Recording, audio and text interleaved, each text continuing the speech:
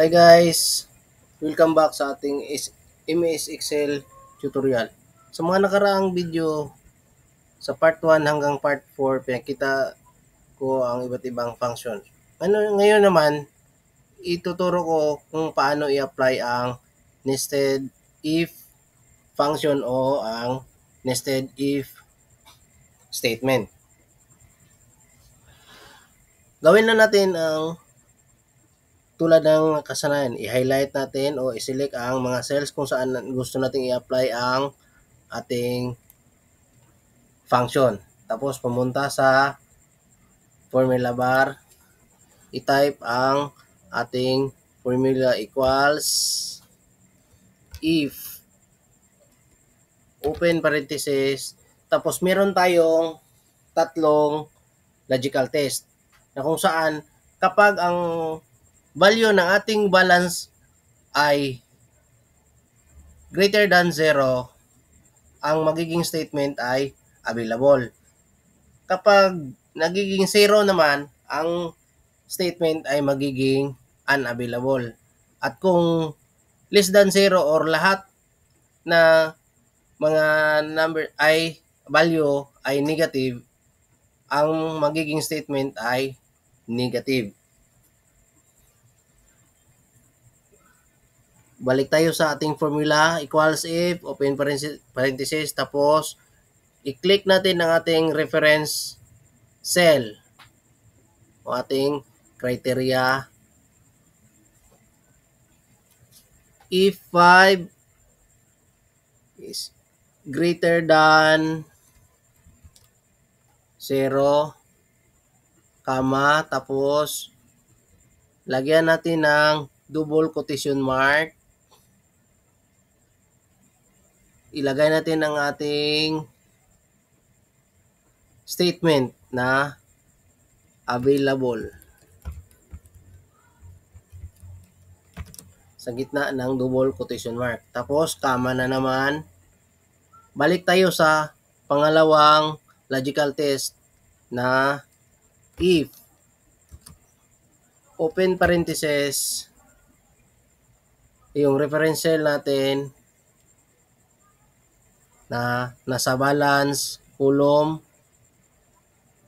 if E5 equals 0, ang ating magiging statement ay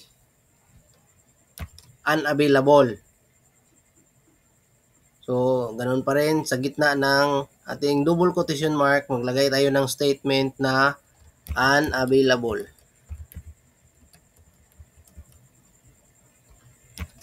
Tapos, comma, at sumunod ang pangatlong logical test natin na if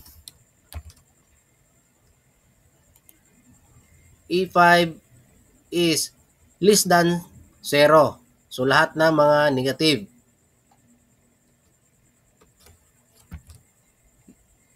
Less than 0,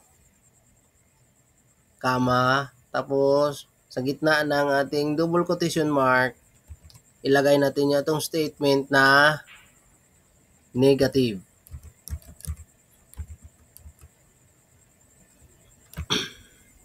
Tapos, comma.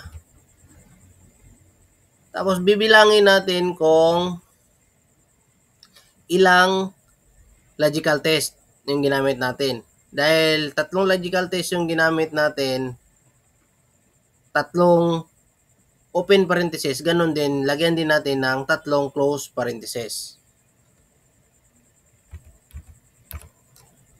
Tapos, press ang Control plus Enter to finish. Yan. May nested if statement na tayo.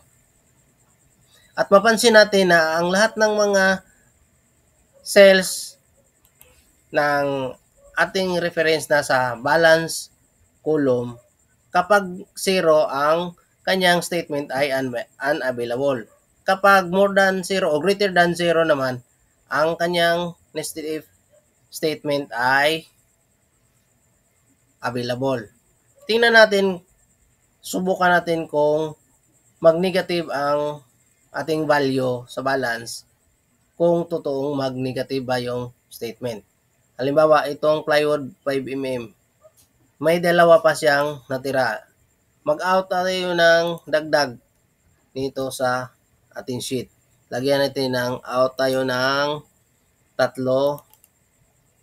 So, dalawa yung natira niya. Mag-out tayo ng 3. Tingnan natin, nagiging negative 1 na. At ang kanyang statement ay negative. So, ganun lang ang pag-apply ng ating nested if function or nested if statement. Sana may natutunan kayo sa ating video ngayon, guys. Huwag kalimutang mag-like, share, and subscribe para magiging updated kayo sa mga kasunod pa nating mga videos. Maraming salamat sa panonood. Bye-bye!